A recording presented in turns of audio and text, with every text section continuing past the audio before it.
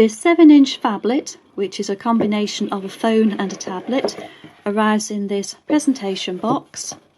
The phablet is supplied with a screen protector, which is very handy, because not many do. And there are also a mains charging lead with micro USB for charging, a standard USB to micro USB for connecting to a computer. A look at the phablet itself. It's a very versatile gadget. It measures just 19 by 11 by 1 centimetre and it weighs 279 grams. It's nicely finished throughout, and the back, unlike many tablets and phablets, is made from metal, not plastic. You switch on using the power button on the side. This is the volume control, volume up, volume down. Easier if I show it the right way around. Volume up, volume down, power button. There's a headphone socket, micro USB connector, camera and a speaker. It performs many functions. Just unlock it by swiping my finger across. Now I've already downloaded quite a lot of apps from the Play Store, including Chrome, a Panasonic image app, Amazon of course, Google Maps, Tesco, Gmail, Facebook, Outlook, and a few others as well, including BBC Weather.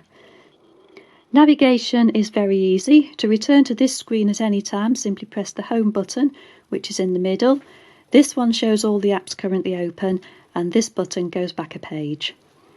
To also look a bit further at the display, there is the Wi-Fi icon, 3G for the phone, battery which at the moment is fully charged.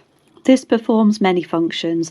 You can look at all the apps currently available by pressing on this button here, and that takes you to a listing of all the apps, including those I've downloaded such as Amazon. As you can see, there's a huge range of functions on this.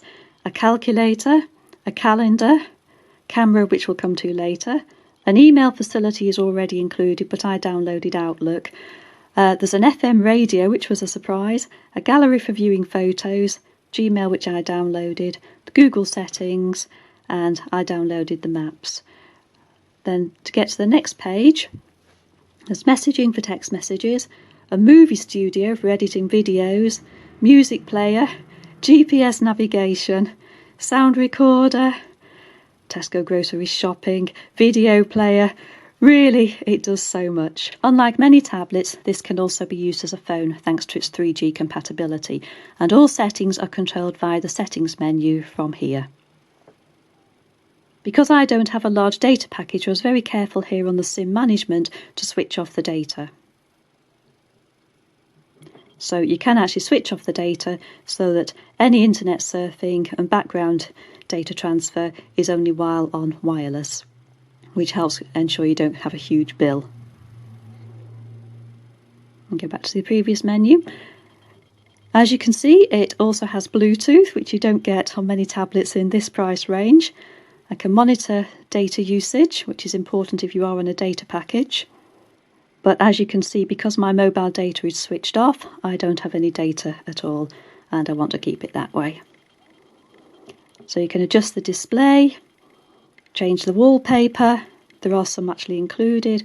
Should we go for something nice and bright? Let's go for that one. Set the wallpaper, but you can also use any photos from the gallery, such as photos you've taken yourself. So you can also adjust the brightness. Just drag it along the screen. The phone feature also supports dual SIM, and that is accessed by removing the back here, and the SIM card slots in there. I've got the mini SIM, but a micro SIM would slot just down there. And you'll notice next to that is a slot for a micro SD card, and up to 32 gigabytes are supported, so there's plenty of room for expansion. The rest of the back doesn't actually lift off. It's just this one piece here, and that just slots back into place. So let's have a look and see how it performs in practice. So go to the list of apps. Now I must point out here that we're only on a 1 megabyte phone line, so the performance for internet surfing is going to be a lot slower than most people will get. But we'll have a look at, say, BBC Weather for a weather forecast.